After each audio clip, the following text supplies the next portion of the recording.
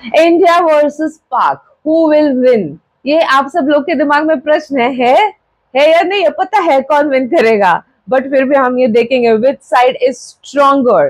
Compare India Pak, Kashmir Pahalgam by Shubhankar Mishra. So before I start, hello I am Monali Nayako, welcome to my channel नखरे वाली मोना। और अगर आपने मुझे अभी तक सब्सक्राइब नहीं किया होगा तो please to subscribe my channel. So let's go. क्या कश्मीर के पहलगाम में जो कुछ हुआ उसे लेकर इंडिया वर्सेस पाकिस्तान में वॉर हो सकती है?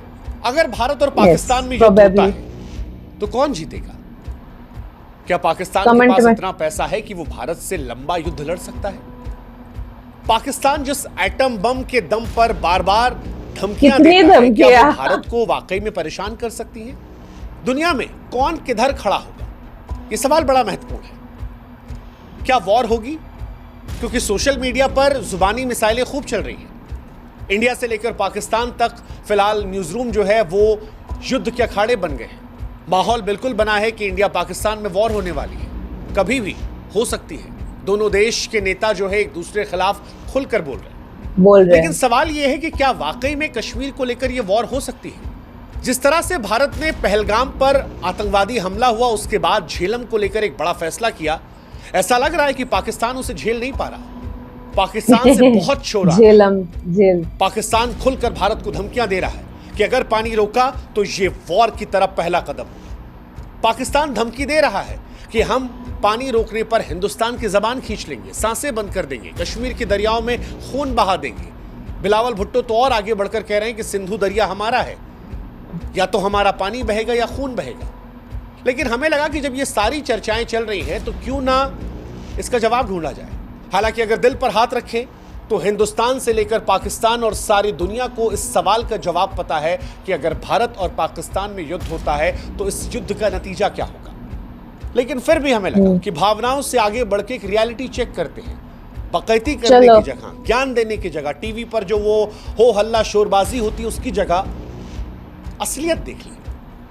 और असलियत की शुरुआत पैसे से होती है, क्योंकि सारा खेल पैसे का है। और जहां तक पैसे की बात है, भारत की 3.5 ट्रिलियन डॉलर की अर्थव्यवस्था है, जो पाकिस्तान की केवल 376 अरब डॉलर की अर्थव्यवस्था से 10 गुना बड़ी है।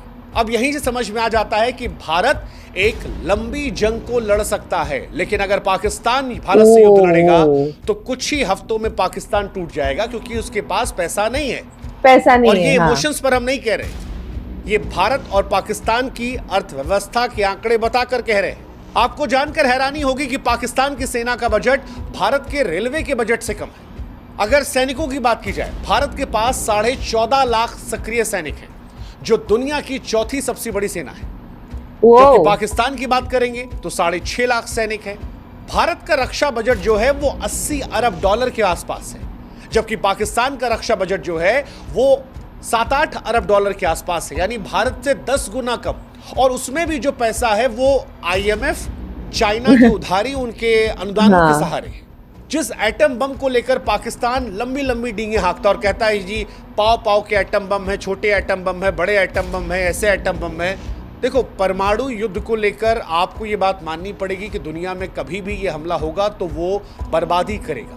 लेकिन पाकिस्तान अगर इस बात को लेकर खुश हो रहा है कि परमाणु स्थिति उसे ताकतवर बनाएगी, तो उसे समझना पड़ेगा कि भारत की गहरी रणनीति, भारत के ज़्यादा संसाधन, बेहतर पुनर्जन्म की क्षमता रखते हैं। पाकिस्तान के साथ ये नहीं है। पाकिस्तान के पास सिर्फ एक दोस्त है जो उसका अपना वहम है। भारत की कूटनीति दुनिया से बेहतर है और पाकिस्तान के पास दोस्त के नाम पर सिर्फ एक है, उसका वहम। इसलिए कई बार लगता है कि पाकिस्तान जिस तरह से भारत को धमकियां दे रहा है वो हंसी का पात्र है, क्योंकि हकीकत पाकिस्तान की यही है कि उनके मुल्क में रोटी, बिजली, पानी का काल है।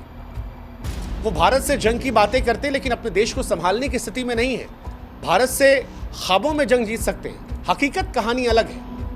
और ये इतिहास भी गवाह है, ये आज की कहानी नहीं है। साल 1947 में पाकिस्तान ने कश्मीर को हड़पने की कोशिश की, भारतीय सैनिकों ने उल्टे पांव दौड़ाया था। साल 1965 में पाकिस्तान ने युद्ध छेड़ा, उन्हें लगा कि शायद हम कमजोर हो गए हैं।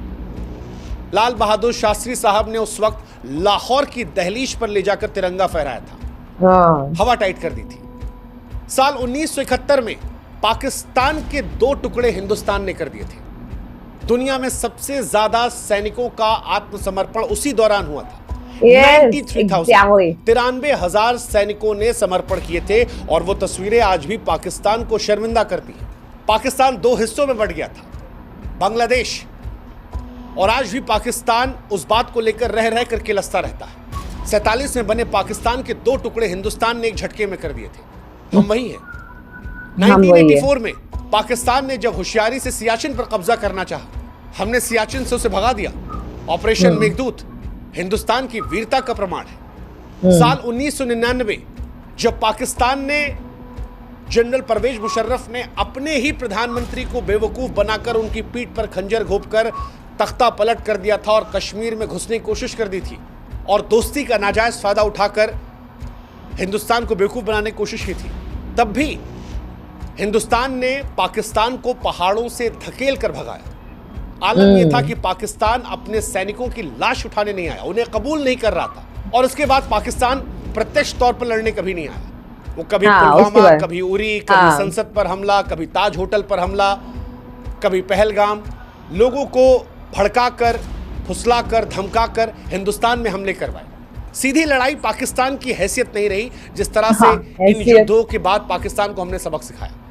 तो जिस शिमला समझौते को पाकिस्तान बार बार कहता है कि अब तोड़ दिया जाएगा, उसका लिहाज पाकिस्तान ने रखा कब? 99 में, सियाचिन में? कब रखा पाकिस्तान ने? कभी नहीं रखा। संसद हमले में, ताज होटल हमले में, उरी में, पुलवामा में। पाकिस्तान को याद रखना चाहिए कि पाकिस्तान, भारत ने तुम्हें बार बार हराया है, दुनिया ने तुम्हें अपमानित होते हुए देखा है, और जिस परमाणु धमकियों के दम पर तुम बार बार अटैक करने की बात करते हो कि पाकिस्तान के पास हकीकत में और कुछ नहीं है, न जल शक्ति, न थल शक्ति, न वायु शक्ति। तीनों शक्तियों में हिंदुस्तान के आसपास भी पाकिस्तान नहीं फटकता। और ये मैं हवाबाजी में नहीं कह रहा हूं, ये आंकड़ों में कह रहा हूं। पाकिस्तान के पास सिर्फ एक चीज है, परमाणु शक्ति। लेकिन पाकिस्तान, अगर तुम पहले वार करने की मूर्खता करोगे तो ये याद रखना कि भारत का जवाब ऐसा होगा कि नक्शों पर तुम्हारा अस्तित्व खोजने में इतिहासकारों को मुश्किल होगी। भारत एक शांति प्रिय देश है जिसने परमाणु शक्ति बनाने के बाद यह कहा था कि भारत की नीति नो फर्स्ट यूज है। अटल बिहारी वाजपेयी साहब ने कहा था कि हम पहले इस्तेमाल नहीं करेंगे परमाणु शक्तियों का। लेकिन यह बात याद रखना, हम पहले इस्तेमाल नहीं करेंगे, यह सच है, लेकिन भारत की क्षमता कंप्लीट डिस्ट्रक्शन की है। यानी जब तबाही हम मचाना शुरू करेंगे तब पूर्ण तबाही मचाएंगे। और पाकिस्तान जिस परमाणु ताकतों की बार बार धमकियां देता है, भारत अब उससे वहां पर भी बेहतर हो गया है। पाकिस्तान के पास 170 परमाणु हथियार है। पुराने डेटा के अनुसार पाकिस्तान ये दावा करता था कि हमारे पास ज्यादा है, लेकिन मौजूदा दौर में हिंदुस्तान उससे आगे निकल गया है। कई ऐसी गुप्त रिपोर्टें हैं इंटरनेशनल जो दावा करती हैं कि भारत के पास 180 प्लस हथियार हैं। और हथियारों के आगे भारत के पास वो मिसाइलें हैं जिनकी क्षमता पाकिस्तान की मिसाइलों से कहीं ज्यादा है। जैसे भारत की अग्नि 5 मिसाइल 5,500 किलोमीटर रेंज की है, जबकि उनकी शाहीन 3 2750 है। भारत की मिसाइलें इतनी तेज है कि पाकिस्तान को जवाब देने का वक्त नहीं मिलेगा। भारत के पास पाकिस्तान से बेहतर डिफेंस सिस्टम है जो पाकिस्तान के बैलिस्टिक मिसाइल डिफेंस को नाकाम कर देंगे। पाकिस्तान के पास न्यूक्लियर हथियार है, लेकिन वो समझना पड़ेगा कि जब भारत से आप लड़ने की बात करते हो तब वो भी उनकी अर्थव्यवस्था जैसे हो जाते हैं, जो कागज पर तो शोर मचाते हैं लेकिन रियलिटी में अलग हो जाते हैं। जहां तक बात परमाणु युद्ध की है, मुझे लगता नहीं कि दुनिया ऐसा करने देगी या पाकिस्तान ऐसा करना चाहेगा।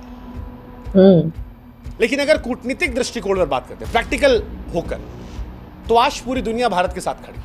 आज भारत का दोस्त अमेरिका भी है, रूस भी है। भारत फ्रांस से भी दोस्त है, इजराइल से भी दोस्त है। भारत के पास जापान भी है। पाकिस्तान के पास सिर्फ एक दोस्त है, चाइना। और चाइना पाकिस्तान का दोस्त नहीं है, पाकिस्तान को वो मोहरे की तरह इस्तेमाल करता है। पाकिस्तान ऑलरेडी FATF की ग्रे लिस्ट में फंसा हुआ है। अंतर्राष्ट्रीय समुदाय के लिए इसे आतंकवादी देश मनाता है। चाइना उसे जैसे तैसे बचाता है। चाइना इस युद्ध के बहाने अपने 4 काम और करवा लेगा। वैश्विक मंचों पर पाकिस्तान अलग थलग है। दुनिया में पाकिस्तान की इमेज जो है वो एक आतंकवादी देश की, और ये बात दुनिया जानती है। जैसे तैसे चाइना के वीटो से हर बार वो ग्रे लिस्ट में बच जाता है। और चाइना खुद अमेरिका के साथ उलझा पड़ा है। रूस हमारा नया दोस्त है। अब वो दौर भी निकल गया जब पाकिस्तान के साथ अमेरिका दिया करता था। और जब देता भी था अमेरिका साथ, तब भी कुछ उखाड़ नहीं पाया था पाकिस्तान। आप याद करो 71 की लड़ाई में अमेरिका ने पाकिस्तान का साथ दिया था। अमेरिका ने भारत को धमकियां दी थी कि भारत पर वो हमला कर देगा, लेकिन उसके बावजूद भारत ने ना सिर्फ पाकिस्तान को हराया, 93,000 सैनिकों का आत्मसमर्पण करवाया, बल्कि पाकिस्तान के 2 टुकड़े भी करवाए। And that is reality of Pakistan. ये भारत की रियलिटी है। सबसे बड़ी बात, जिस कश्मीर में पाकिस्तान को लेकर आवाजें उठने लगी थी, इस घटना के बाद उस कश्मीर ने भी पाकिस्तान को अलग थलग कर दिया। कश्मीरी भी इस बात कि भाई साहब हम तुम्हारे साथ नहीं है, तुम्हारे साथ रहकर हमें मिला क्या? तुम्हारे पास जो कश्मीर का हिस्सा है वहां कौवा नहीं आता, हमारे यहाँ कम से कम लोग तो आ रहे हैं। वो जो होटल दिल्ली में 10,000 का मिलता है वो कश्मीर में 20-22,000 का मिल रहा है। इतनी भीड़ वहां पर है। ये जो कश्मीरी लोग आज मस्जिदों में हिंदुस्तान के समर्थन की बात कर रहे हैं, जो घटना हुई है पहलगाम में उसका विरोध कर रहे हैं, सड़कों पर भारत का तिरंगा लेकर उतर रहे हैं, ये इसलिए उतर रहे हैं क्योंकि इनकी जिंदगी भारत के साथ बेहतर हुई है, बेहतर हुई है। कश्मीरी भी ये बात जानता है। तो जो लोकल सपोर्ट की आप उम्मीद कर रहे थे वो भी आपको नहीं मिलने वाला, नहीं मिल रहा है। ये 2-4 छुटपुटिये लाकर अगर आप सोच रहे हैं कि आप जंग जीतेंगे तो आप होशियार हो जाइए। और अगर ये पैमाना है तो आपके यहाँ भी जानते हैं आप क्या कहानी है, पाकिस्तान के अंदर विरोधाभास कितना है। हकीकत यही है कि आज दुनिया भारत को एक उभरती महाशक्ति के तौर पर देखती है। Bharat quad, BRICS, G20, SCO जैसे वैश्विक मंचों पर नेतृत्व कर रहा है। पाकिस्तान की हैसियत है कि FATF की ग्रे लिस्ट में फंसा हुआ है, आतंक का पनाहगार और दुनिया में अलग थलग। अगर पाकिस्तान युद्ध का सोच रहा है तो पाकिस्तान को समझना पड़ेगा कि लंबे युद्ध के लिए पैसा, संसाधन, सैनिक या रणनीति चाहिए जो उसके पास नहीं है। कुछ ही हफ्तों में पाकिस्तान की सैन्य ताकत खत्म हो जाएगी, लेकिन भारत पाकिस्तान के मुकाबले कहीं बेहतर संसाधन में है, कहीं बेहतर सैन्य में है, रणनीति में है, वैश्विक समर्थन है, आर्थिक मजबूती है। ये भारत की कहानी है। और अगर इसके आगे मामला बढ़ता है परमाणु हथियार के गलत इस्तेमाल का, तो जैसा हमने पहले भी कहा कि इतिहासकारों को पाकिस्तान के नक्शे को खोजने के लिए संघर्ष करना पड़ेगा। भारत को नुकसान होगा, हो सकता है हमारा आधा शरीर छलनी हो जाए, लेकिन पाकिस्तान को कोई ढूंढ नहीं पाएगा, ये गारंटी है। Exactly. और पिछले लड़ाई इसके सबूत है, चाहे वो 71 की लड़ाई हो 2 टुकड़ों में बांटने की, करगिल की लड़ाई हो, बालाकोट का जवाब जिस तरह हमने दिया, पुलवामा हमले का जवाब, ये पाकिस्तान को याद रखना चाहिए। 12 दिन के अंदर आतंक के तमाम अड्डों को नेस्तनाबूद कर दिया था, F-16 गिरा दिया था। और जिस अभिनंदन की चाय को लेकर वो कई बार मजाक उड़ाने की कोशिश करते हैं, पाकिस्तान की संसद में बयान है कि अभिनंदन को लौटाने का दबाव किस तरह था, किस तरह लोगों के पैर थर थर कांप रहे थे। ये हिंदुस्तान का जवाब नहीं है, ये पाकिस्तान की संसद में उनके सांसद का बयान कोट है कि टांगे कांप रही थी, डर ये था भारत हमला न कर दे, इसलिए अभिनंदन को लौटाया। ये चाय की नौटंकी सोशल मीडिया पर, टीवी डिबेट के तमाशों में अच्छी लगती है, रियलिटी जो है इससे बहुत अलग है। और रियलिटी यही है कि ये वो भारत नहीं है जो खामोश बैठता था, ये भारत है जो फैसले ले लेता है। अब हम उससे आगे निकल रहे हैं जहां एक गाल पे थप्पड़ खाओ दूसरा आगे कर दो। अब ये है, अगर गाल पे थप्पड़ मारोगे तो ऐसा मारेंगे कि लौट के गिरोगे। जवाब देते भी हैं, हिसाब भी करते हैं, और जरूरी भी है। इस रियलिटी को पाकिस्तान को भी एक्सेप्ट करना होगा कि जिस देश के गोदाम खाली हो, हवाई जहाज जर्जर हो, अर्थव्यवस्था दिवालिया हो चुकी हो, वो भारत जैसी सैन्य महाशक्ति को चुनौती नहीं दे सकता। इतिहास के पन्ने जब पलटे जाते हैं तो कुछ मुल्क अपनी वीरता से अमर होते हैं और कुछ कायरता से मिट जाते हैं। पाकिस्तान आज उसी दूसरी श्रेणी में खड़ा है जिसने पराजय, पतन और प्रवंचना का प्रतीक है। हिंदुस्तान शांति चाहता है, पर शांति समाधान के साथ, सम्मान के साथ। भारत धैर्यवान है, लेकिन भारत कायर नहीं है। भारत सहनशील है, लेकिन भारत अपने आत्मसम्मान से समझौता नहीं करता। और अगर गलती से भी पाकिस्तान ने ऐसी कोई हिमाकत करने की कोशिश की तो यकीन मानिए इस बार बांग्लादेश नहीं बनेगा, इस बार सियालकोट नहीं बचेगा, इस्लामाबाद का नाम भी जो है वो इतिहास से पहुंच जाएगा। तो ये बात उनको समझनी चाहिए। अगर इस बार ऐसा कोई युद्ध होता है जिस तरह से पाकिस्तान हमें प्रवोक करता है या हमारे लोगों को मारता है या अपने दहशतगर्दों को हिंदुस्तान में भेजता है, और या इन सब के बाद भी वो हिंदुस्तान को आंख दिखाने की कोशिश करता है और कहता है जी पाव भर के एटम बम है, तो जी पाव के एटम बम वाले अगर युद्ध में आप जाएंगे तो फिर इतिहास आपको ऐसे याद करेगा कि देयर वॉज अ पाकिस्तान, 1947 में बना था, 21वीं सदी में अंत हो गया। आशा करते हैं कि इंसानियत उस दौर में ना जाए। एग्जैक्टली वास्तविकता को हम सब समझे। बार बार हम कह रहे हैं कि युद्ध हमें नहीं चाहिए। एग्जैक्टली हम सहनशील लोग हैं, पर ऐसे ही छोड़ेंगे तो वो देश है जो शांति चाहते हैं, धैर्यवान है, लेकिन हमारे धैर्य को कायरता में ना सोचा जाए, हमारी सहनशीलता को हमारी कमजोरी ना सोचा जाए। हम आज भी उस पॉलिसी पर बिलीव करते हैं कि फर्स्ट यूज नहीं करेंगे, चाहे आतंकवाद हो या परमाणु शक्ति का इस्तेमाल। लेकिन हम उस बात को भी मानते हैं कि जिस दिन हम इस्तेमाल करेंगे या जिस दिन हम प्रयोग करेंगे वो फाइनल सोल्यूशन होगा। मैं जानता हूं कि पाकिस्तान के लोग ऐसे नहीं हैं। मैं जानता हूं कि पाकिस्तान में भी लाखों करोड़ों ऐसी आवाम है जो हिंदुस्तानियों से बहुत मोहब्बत करती है। मैं जानता हूं कि पाकिस्तान में भी बहुत अच्छे लोग हैं, लेकिन पाकिस्तान की फौज जो अपनी हुकूमत को चलाने के लिए दहशतगर्दी का इस्तेमाल करती है, वहाँ के सियासतदान जिन्होंने अपने चुने हुए नेता को जेल में डाल रखा है और उनसे सरकार चलवा रहे हैं, जो अपनी जनता का विश्वास नहीं ले पाए हैं, उन्हें यह समझना होगा कि भारत और पाकिस्तान के बीच में दायरा बहुत बदल चुका है। अब हमारी उनकी तुलना नहीं है। ऐसे में बेहतर है दहशतगर्दी बंद की जाए, बेहतर है आतंकवादियों का साथ ना दिया जाए, बेहतर है कि अपने देश पर ध्यान दिया जाए। नहीं तो देयर वाज अ पाकिस्तान जो 1947 में बना एक था और 21वीं सदी में खत्म हो गया। आशा करते हैं ऐसी नौबत ना आए, क्योंकि वहां भी इंसान है जो हमारे जैसे हैं, जिन्हें हमसे कुछ लोग होंगे और हमें भी उनसे लगाव है, और इंसानियत कहीं भी हमें लगाव रहेगी। लेकिन धैर्य को कमजोरी न समझा जाए। जो पहलगाम में हुआ वो हमारे सब्र का इम्तिहान था, और अब धैर्य जवाब वो नहीं होना चाहिए था। बस जय हिंद जय भारत। ओके, तो इन्होंने जो पॉइंट्स रखे वो मुझे बहुत बेहतरीन लगे। पहले मैं टी वॉज फैंटास्टिक वाली चीज पे बात करना चाहती हूँ। आई डोंट नो इन लोगों को आधा सच बताया जाता है या ये लोग इतने डम है कि ये यूट्यूब या गूगल खोल के सर्च करना नहीं चाहते कि क्या हुआ था, पैर कांप रहे थे वगैरह वाली स्टेटमेंट इनको नहीं पता थी, क्या है पता नहीं। वो एक ही चीज पे टीज करेंगे, जबकि अपने पास कितने सारे हैं, कितने सारे वॉर्स हुए, कहाँ पे इनको सरेंडर करना पड़ा एंड एवरीथिंग। हम लोग को बहुत सारी चीजें, बट ये लोग आके कमेंट में वो वाली चीजें टीज करती है।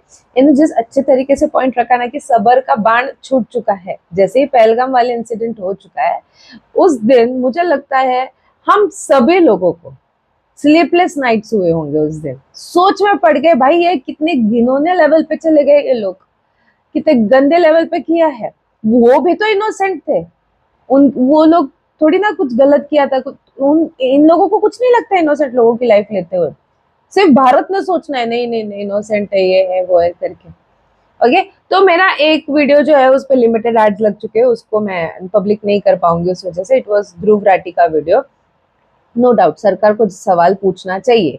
जो पॉइंट ध्रुव राठी ने रखे वो सही थे कि वो तो होना ही चाहिए, बेसिक है वो। जहाँ पे भी ऐसे इंसिडेंट होते हैं इट मीन सरकार को भी ब्लेम किया जाता है इस चीज के लिए। बट उनका जो वन साइडेड वीडियो है, प्रोबेबली बहुत से बार ऐसा हो चुका है कि वो इतना ज्यादा कि मेरे को वीडियो चालू करने से पहले ही पता था कि ये वीडियो में किसको ब्लेम करने वाले हैं और क्या करने वाले हैं। मुझे ऑलरेडी पता था, ठीक है। मतलब ब्लेम करो, मैं बोल रही हूँ सरकार को सवाल पूछना जरूरी है, but then apart from that blame those people जिन्होंने इनोसेंट लोगों को मारा है। They blame their mentality. उन लोगों को भी पॉइंट आउट करो। क्या होता है जब हम लोग इनको पॉइंट आउट नहीं करते और या कुछ लोग उनको सपोर्ट में आते हैं, जैसे कि मैंने एक स्टेटमेंट सुना था, उनको पाकिस्तान की किसी ने फ्रीडम फाइटर बोल दिया था, तो उन लोगों को भी हौसला मिल जाता है, हमने क्या महान काम किया करके। तो और इंसिडेंसेस ऐसे होते रहेंगे। तो ठीक है, तो मेरे को लगता है ये भी कॉल आउट करना बहुत जरूरी है। और ये वाला वीडियो जो था इसका मुद्दा था कि who is much more powerful, कौन जीत पाएगा अगर हुआ वॉर, तो हु विल बी विनिंग। आपको क्या लगता है इसके बारे में, आप मुझे कमेंट सेक्शन में नीचे जरूर बताना। मुझे आप लोगों की सोच जाननी है। जितना हो सके लाइक कमेंट शेयर से भर दो गाइस। हो सके तो सुपर थैंक्स भी देना, मेरे चैनल के ग्रोथ के लिए हेल्प हो जाती है। बाकी परत नियालेचा बाय।